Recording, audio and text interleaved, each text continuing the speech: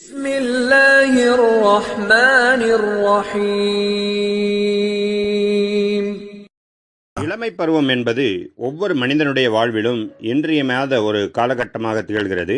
இளமை பருவம்தான் மனிதனுடைய வாழ்வை திசை மாற்றக்கூடிய மையப்புள்ளி. துடிப்புள்ள, எதையும் சாதிக்கும் ஆற்றல் கொண்ட இப்பருவத்தை ஒரு இளைஞன் நல்வழியில் செலவிட்டால் அவனுடைய மீதமுள்ள வாழ்வும் அர்த்தமுள்ளதாக மாறும். மாற்றமாக தீய வழிகளில் தன் இளமையை செலவிட்டால் மீதமுள்ள முழு வாழ்வும் சீர்கெட்டு அர்த்தமற்றதாகி விடுகிறது. சமூக முன்னேற்றத்திற்கு இளைஞர்களின் அர்ப்பணிப்பு மிக முக்கியமானதாகும். இளைஞர்களை இனம் கண்டு அவர்களிடம் பொறுப்புகளை ஒப்படைக்கின்ற போது அவர்களது எதிர்காலம் மிகவும் பயனுள்ளதாக மாறுகிறது.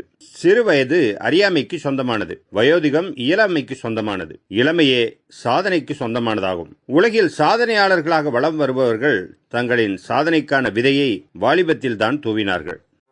அன்பானவர்களே, வாழ்க்கையில மிக முக்கியமானது ஒரு காலகட்டம் அப்படின்னா இளமை பருவம். ஏன்னா அந்த இளமை பருவத்தினுடைய வேகம், அறிவு, விவேகம், துள்ளல் இது எல்லாம் சேர்ந்து ஒரு மனிதனை அடுத்த நிலைக்கு கொண்டு போகுது. ஒரு மனிதன் பக்குவம் அடையக்கூடிய பருவம்ங்கிறது இந்த இளமை பருவம். குர்ஆன்ல அல்லாஹ் இந்த இளைஞர்களை குறித்து குறிப்பிட்டு காட்டுகின்றான். குகையில் தங்கிய அந்த இளைஞர்கள் உறுதியோட, கொள்கை உறுதியோட இறைவனிடம் பிரார்த்தனை செய்ததை அல்லாஹ் குர்ஆன்ல குறிப்பிட்டு காட்டுவது உண்டு. அது போல இந்த இளைஞர்களுக்கு இருக்கக்கூடிய இன்னொரு உதாரணம் தான் யூசுப் அலைஹிஸ்ஸலாம்.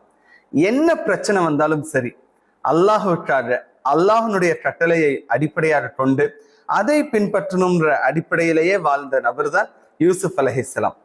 ஏன் இஸ்லாம் இளமைக்கு இவ்வளவு முக்கியத்துவம் கொடுத்திருக்கு? ஏன்னா நாளை மறுமை நாள்ல 5 கேள்விகளுக்கு பதிலளிக்காத வரையில் ஒரு அடி கூட நகர முடியாதுன்னு சொன்ன அந்த ஹதீஸ்ல வாழ்க்கையை எவ்வாறு கழித்தாய் அப்படின்னு அந்த கேள்வியோட சேர்ந்து இளமையை எவ்வாறு கழித்தாய் அப்படிங்கிறதும் இருக்கு. அந்த அளவுக்கு இம்பார்ட்டன்ட் இந்த இளமை பருவம். அதனால்தான் மறுமை நாளில் அர்ஷனுடைய நிழல் கிடைக்கக்கூடிய 7 வழியான மனிதர்கள்ல ஒருவர் இளமையை இறை வழியில் கழித்த வாலிபன் அப்படின்னு நபி ஸல்லல்லாஹு அலைஹி வஸல்லம் அவர்கள் சொல்லியிருக்காங்க. ஆக நம்முடைய இளமை பருவத்தை சரியான விதத்தில் அமைத்துக் கொள்வதற்கு நாம் முயற்சி செய்ய வேண்டும். இன்றைய இளைஞர்கள் குரானிய வாழ்க்கையை, குரான் கற்றுத்தருகின்ற பாடத்தை அடிப்படையாக கொண்டு வாழ்க்கையை நடத்தினால் இந்த உலகத்திலும் மறு உலகத்திலும் நிம்மதியாக மிகவும் சந்தோஷமாக வாழலாம் என்பதுதான் குரான் நமக்கு கற்றுத்தருகின்ற பாடம். எனவே அன்பிற்கினியவர்களே, இந்த இளமை பருவத்தை சரியான விதத்திலே கழிப்பதற்கு எல்லாம் வல்ல அல்லாஹ் அருள் புரிவானாக. அஸ்ஸலாமு அலைக்கும் வரஹ்மத்துல்லாஹி. நாயகம் ஸல்லல்லாஹு அலைஹி வஸல்லம் அவர்கள் இளைஞர்களோடு மிக அந்யோன்யமாக பழகக்கூடியவர்களாக திகழ்ந்திருக்கிறார்கள். அனஸ் இப்னு மாலிக், ஸைத் இப்னு ஹாரிஸா, முஆத் இப்னு ஜபல், அபு சயீத் அல் குத்ரி போன்ற இன்னும் ஏராளமான சஹாபாக்களை அதற்கு உதாரணமாக குறிப்பிடலாம். நஹ்னு நகுஸ்ஸு அலைக நபஅஹும் பில்ஹக் إنهم فتية آمنوا بربهم وزدناهم هدى. சின்னமாக அவர்கள் தம் இறைவன் மீது நம்பிக்கை கொண்டிருந்த இளைஞர்களாவர். நாம் அவர்களை நேர்வழியில் மேலும் மேலும் முன்னேறச் செய்தோம். அழகிலும் நடத்தையிலும் ஒரு முன்மாதிரி இளைஞர் இறை தூதர் யூசுப் அலைஹிஸ்ஸலாம் அவர்களின் வாழ்க்கையை முழு அத்தியாயமாக திருக்குர்ஆன் எடுத்துரைக்கிறது. لقد كان في يوسف وإخوته آيات للسائلين.